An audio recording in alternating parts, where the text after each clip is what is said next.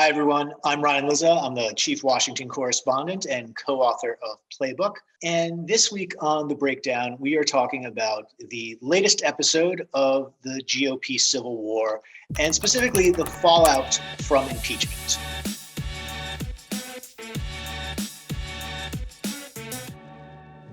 As we've talked about in recent episodes, there has been since January 6th a wrenching debate inside the Republican Party that Trump had lost his hold on the party, that he was going to be held accountable for his actions that day.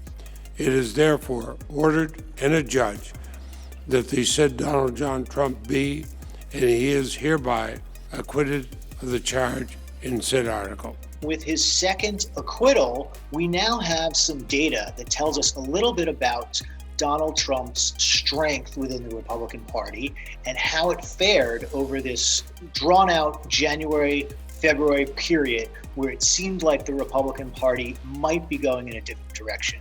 Well, guess what? Donald Trump's poll numbers declined precipitously among Republicans after January 6th, and he has regained all of that support among Republicans, who now overwhelmingly say they want him to have a major role in the Republican Party. The McConnell-Trump fight that broke out after January 6th is pretty much over, and Donald Trump won.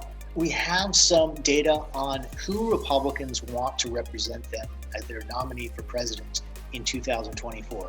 I know it's a little early, but these polls do tell you something. They tell you who has sort of the hold over the party right now, and it is Donald Trump's party. He garnered 53% of Republicans in this poll. The closest person after Trump was Mike Pence at 12%, and after that, Donald Trump Jr. at 6%.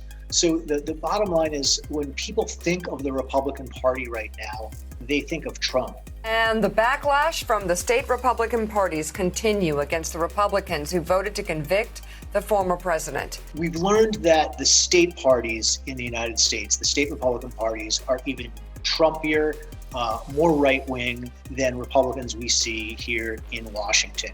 Almost every Republican who voted for impeachment in the House or to convict Donald Trump in the Senate has faced the wrath of resolutions criticizing them, censuring them, and or the threat of primary challenges when they're next up for re-election. Notably, the only Republican senator who voted guilty who actually has an election is Lizza, the senator from Alaska.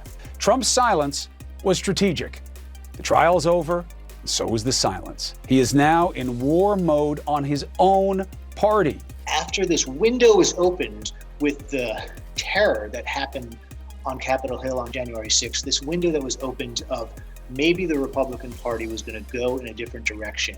This became a polarizing issue with the Republican Party and most leaders rallying around Donald Trump, and now leaving this era, the sort of last stage of his presidency in some ways, just about as strong in the Republican Party as he's ever been.